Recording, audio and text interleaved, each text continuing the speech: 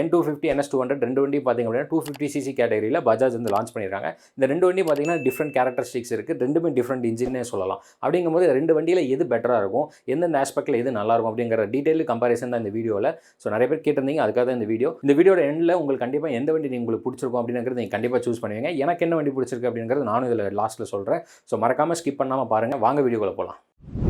So first N250 போய்டும் அப்படின்னாக்கா, இந்த N250 வந்து ஒரு 250cc கேட்டகரி, 2 வால்வ் இருக்குது இந்த வண்டிக்கு. So single overhead game shaft தான், ஒரு கேம் ஷாஃப்ட். அதில் பார்த்தீங்க அப்படின்னாக்கா உங்களுக்கு 2 வால்வ் இருக்குது. அப்படிங்கும்போது இதோட பவர் என்ன பார்த்தீங்கன்னா 24.5 PS பவர் உங்களுக்கு ப்ரொடியூஸ் ஆகுது. அப்புறம் 21.5 newton metre of torque produce பண்ணுது.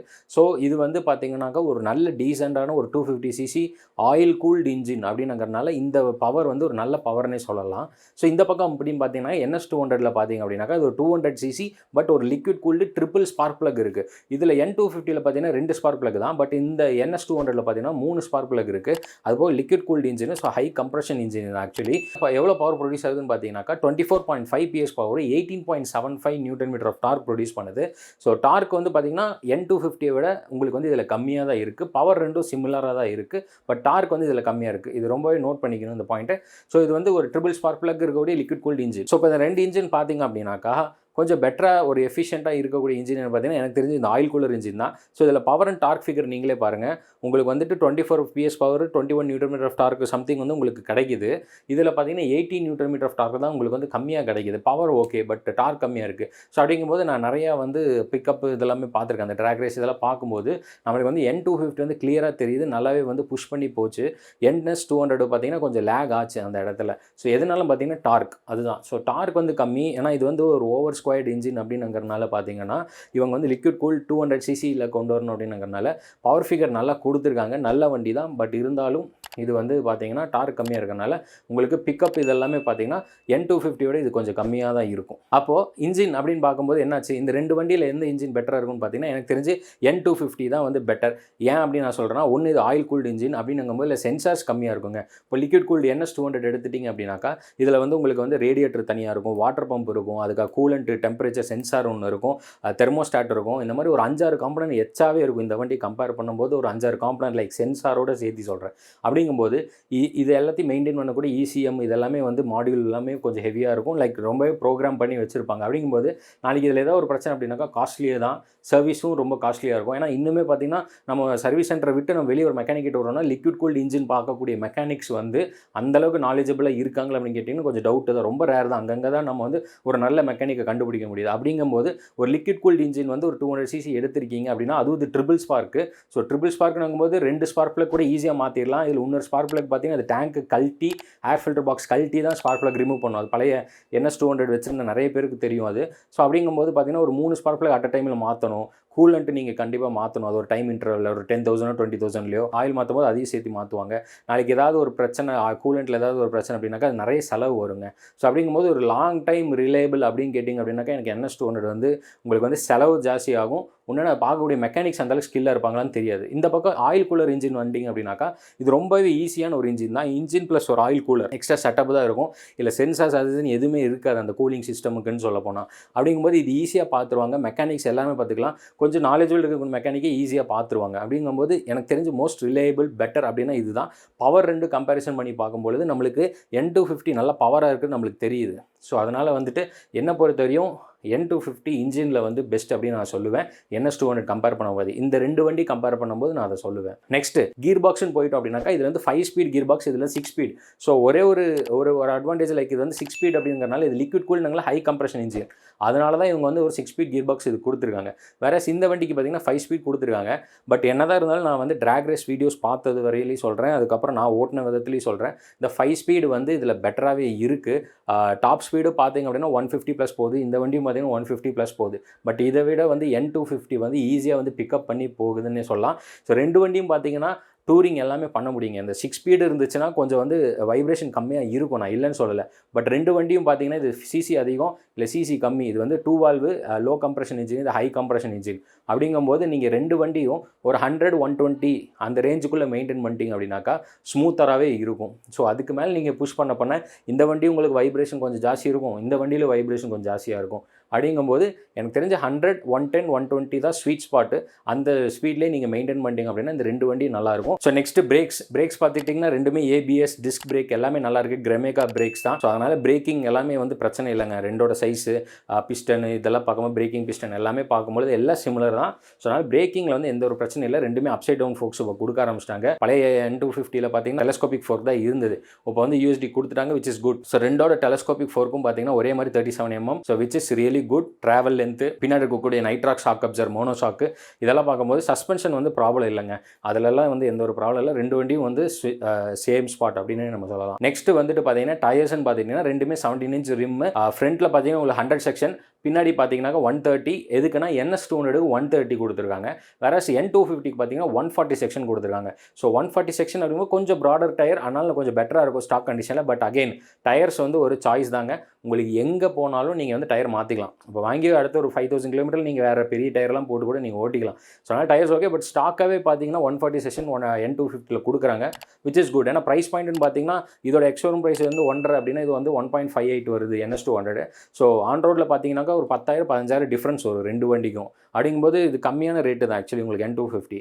அப்படிங்கும்போது இந்த வண்டிக்கு உங்களுக்கு வந்துட்டு ஒரு ப்ராடர் டயர் வந்து கொடுத்துருக்கிறது ஒரு நல்ல விஷயம் அப்படின்னு சொல்லலாம். எக்ஸாஸ்ட் நோட்டுன்னு பார்த்தீங்கன்னாக்கா எனக்கு பிடிச்சது N250 தான். ஏன்னா அதில் ட்வின் பாட் இருக்கும், 2 ஹோல்ஸ் இருக்கும். அதில் வெளியே வரக்கூடிய பீட்டு பார்த்தீங்கன்னா கொஞ்சம் நல்லாவே இருக்குது. அந்த பீட் எனக்கு பிடிச்சிருந்துச்சு உண்மையாலுமே. NS200 ஓகே, அது வந்து நம்ம ஆல்ரெடி பழக்கப்பட்ட ஒரு சிங்கிள் சிலிண்டர் சவுண்ட் வந்து அப்படி கொடுக்குது. பட் இது வந்து கொஞ்சம் ரிதமாக வந்துச்சு. அந்த சவுண்டு பார்த்தீங்கன்னா கொஞ்சம் ரிதமாட்ட அப்படியே வந்துச்சு. அது நல்லா இருந்தது. நீங்களும் வேணால் கேட்டு பாருங்கள், உங்களுக்கு பிடிக்குங்க.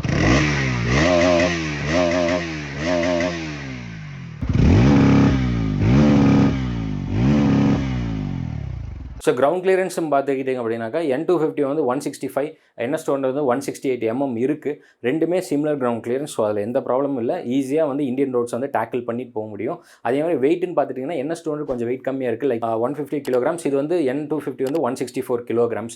பட் என்னதான் வெயிட் இருந்தாலுமே ட்ராக் ரேஸ் வீடியோ நான் பார்த்த வரையும் பார்த்தீங்கன்னா நிறைய ரேஸ் வீடியோஸ் பார்த்தா அதில் எல்லாத்துலேயும் பார்த்தீங்கன்னா N250 வந்து நல்லாவே வந்து பிக்கப் பண்ணிட்டு போயிடுச்சுன்னே சொல்லலாம். ஃபியூல் டேங்க் கெப்பாசிட்டி ரொம்பவே முக்கியம். லைக் N250 பார்த்தீங்கன்னா 14 liters, இதில் வந்து 12 liters.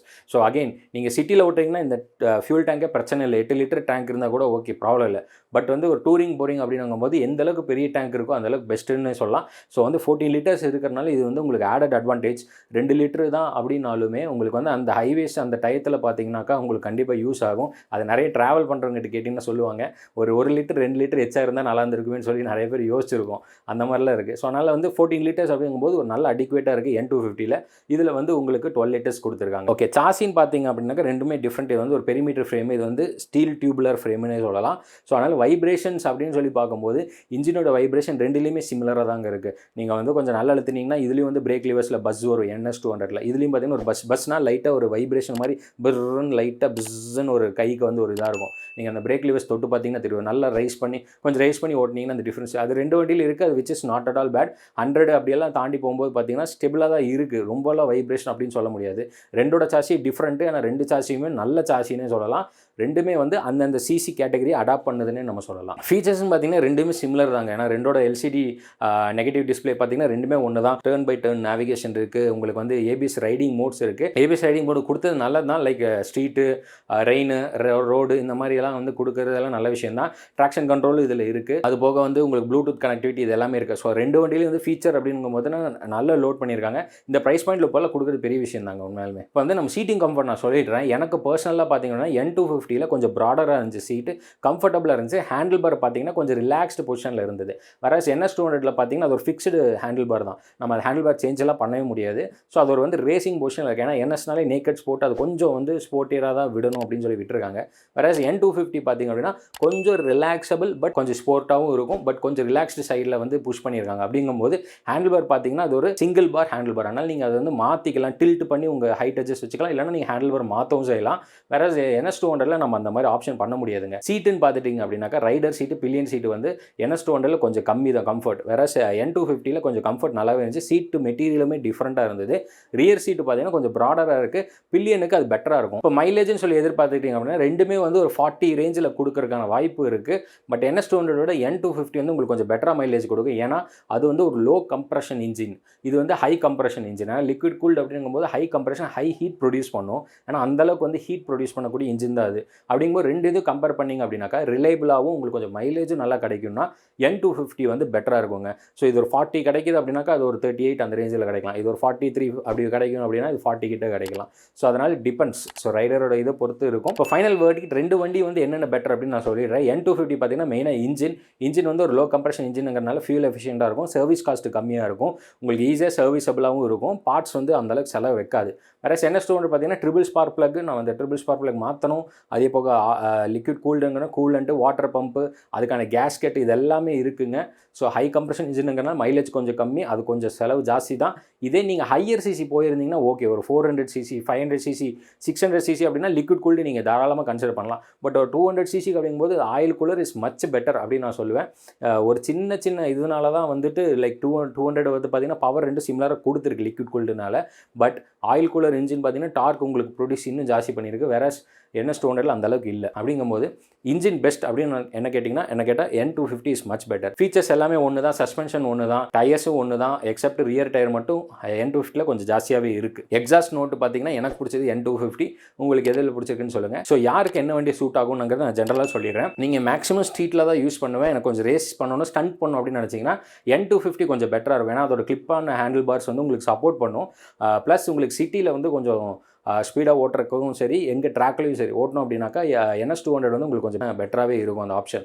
ஏன்னா அதில் வந்து ஆல்ட்ரு பண்ணுறதுக்கு நிறைய இருக்குது. அப்போ வந்து அதை வந்து நீங்கள் ரேஸ் ஸ்பெக்காக மாற்றணும் அப்படின்னா அந்த இன்ஜினில் வந்து இன்னுமே ஹை கம்ப்ரஷன் இன்ஜினாக கொண்டு வரலாம். இன்னொன்று பவர் ட்ரானிக்ஸ், ECU அதெல்லாம் போட்டு அது இன்னுமே பவர் ஆக்கலாம் அந்த வண்டியை. அதுக்காக NS200 நீங்கள் தாராளமாக வாங்கலாம். அதை வாங்கி அதை நான் ஒரு ரேஸ் ஸ்பெக்காக மாற்ற போகிறேன் அப்படின்னாக்கா இந்த NS200 உங்களுக்கு நல்ல சூட் ஆகும். N250 பார்த்தீங்கன்னா அந்த அதர் ஹேண்ட் உங்களுக்கு வந்து கொஞ்சம் மைலேஜ் நல்லா கிடைக்கணும், சர்வீஸ் காஸ்ட் கம்மியாக இருக்கணும், எனக்கு வந்து டூரிங் மெயினாக பண்ணணும், வித் பில்லியனோட நான் போகணும் அடிக்கடி அப்படின்னாக்கா இந்த N250 மச் பெட்டர். ஏன்னா நீங்கள் தாராளமாக டூரிங் பண்ணலாம், அதுக்கான சேஞ்சஸ் நீங்கள் பண்ணலாம். ஃபார் எக்ஸாம்பிள் ஹேண்டில் பார் மாற்றிக்கலாம், சீட்டிங் கம்ஃபர்ட்டுமே இன்னுமே மாற்றிக்கலாம். பட் சீட் எனக்கு ரொம்பவே பிடிச்சிருக்கு, அது நல்லா இருந்தது. ஸோ 5 ஸ்பீட் அப்படிங்கிறனால 100-110 நீங்கள் க்ரூஸ் பண்ணலாம், உங்களுக்கு வைப்ரேஷன்லாம் அந்த அளவுக்கு பெருசாக தெரியாது. NS200 அதே தான். பட் கம்ஃபர்டபுள் அப்படின்னு பார்க்கும்போது இந்த டூரிங் ஆஸ்பெக்ட்னு சொல்லி உங்களுக்கு ஒரு ட்ராவலிங் டூரிங் ஆஸ்பெக்ட் அப்படின்னாக்கா N250 இஸ் மச் பெட்டர். நான் ரேஸுக்கு போகிறேன், ரேஸ் தான் பண்ண போகிறேன், எனக்கு இந்த வண்டியை நான் இன்னுமே வந்து டெவலப் பண்ண போகிறேன், பர்ஃபார்மன்ஸ் வைஸில் மாட்ஸ் நான் நிறைய பண்ண போகிறேன்னா உங்களுக்கு இந்த லிக்விட் கூல்ட் இன்ஜின் நல்லாவே ஹெல்ப் பண்ணும். ஏன்னா ஆயில் கூலரில் பார்த்தீங்கன்னா ஓரளவுக்கு மேலே நம்ம அப்கிரேட் பண்ண முடியாது ரேஸ் ஸ்பெக்காக. ஏன்னா அது வந்து லிக்விட் கூல்டாக கொண்டு வந்தால் தான் அடுத்தது மூவே பண்ண முடியும். அப்படிங்கும்போது இந்த வண்டி ஆல்ரெடி லிக்விட் கூல்டாக இருக்குது அப்படிங்கும்போது நீங்கள் வந்து ECU remap, full system exhaust, intake, air filters இதெல்லாமே ஆல்டர் பண்ணலாம். கேம் ஷாஃப்ட் இதெல்லாமே மாற்றி போட்டிங்கன்னா இந்த 200 பார்த்தீங்கன்னா கிட்டத்தட்ட ஒரு 300-350cc பர்ஃபார்மன்ஸ் அளவு கொண்டு வர முடியும். ஸோ அந்தளவுக்கு நீங்கள் ரேஸ் ஸ்பெக்குக்கு கொண்டுட்டு போகிறக்காக நீங்கள் இந்த வண்டியை கன்சிடர் பண்ணலாம். வேற இந்த வண்டி பார்த்தீங்கன்னா ரிலையபிளாக உங்களுக்கு லாங் ஜேர்னி ட்ராவலிங் அப்படின்னாக்கா இந்த N250 நீங்கள் ப்ரிஃபர் பண்ணலாம். ஸோ 2 வண்டியும் பார்த்தீங்கன்னா டிஃப்ரெண்ட் கேரக்டரிஸ்டிக்ஸ், டிஃப்ரெண்ட் நார்ம்ஸ் இருக்குது. நீங்கள் என்ன மாதிரி பர்சன் பாருங்கள், நீங்கள் வந்து ரேஸ் பொறுத்து தான் நான் எல்லாமே அப்படின்னாக்கா நீங்கள் இந்த சைடு தாராளமாக போகலாம். நான் கொஞ்சம் ட்ராவலிங் பண்ணுவேன், கம்ப்யூட்டர் பண்ணுவேன், எனக்கு ஆஃபீஸ் இதுக்கும் வேணும், ரிலையபிளாக இருக்கணும், பில்லியன் ரைடர் மெயினாக வச்சு நான் ட்ராவல் பண்ணுற ஆளாகவே இருக்கேன் அப்படின்னாக்கா நீங்கள் இந்த சைடு வந்துடுங்க. N250 உங்களுக்கு கரெக்டாக இருக்கும். ஸோ என்னை பொறுத்தவரையும் நான் வந்து ஃபஸ்ட்டு ப்ரிஃபரன்ஸ் இது தான். பட் நான் ரேஸ் இதெல்லாம் பண்ணல, எனக்கு லைசன்ஸ் இல்லை. ஸோ அந்த மாதிரி அப்படிங்கும்போது நம்ம அதில் அந்தளவுக்கு ஈடுபாடு இல்லை. அதனால் N250 எனக்கு ரொம்ப பிடிச்சிருக்கு. உங்களுக்கு எந்த வண்டி பிடிச்சிருக்குங்க மறக்காமல் கமெண்ட்டில் சொல்லுங்கள், நானும் அதை தெரிஞ்சுக்கிறேன். ஸோ அவ்வளோதான் இந்த கம்பேரிசன், டீட்டெயிலாக சொல்லியிருக்கேன். உங்களுக்கு இதுக்கு மேலே ஏதாவது டவுட்னா மறக்காமல் கமெண்ட் சொல்லுங்கள், நானும் தெரிஞ்சுக்கிறேன். So thank you guys for watching. Thanks a lot. Have a great day and bye.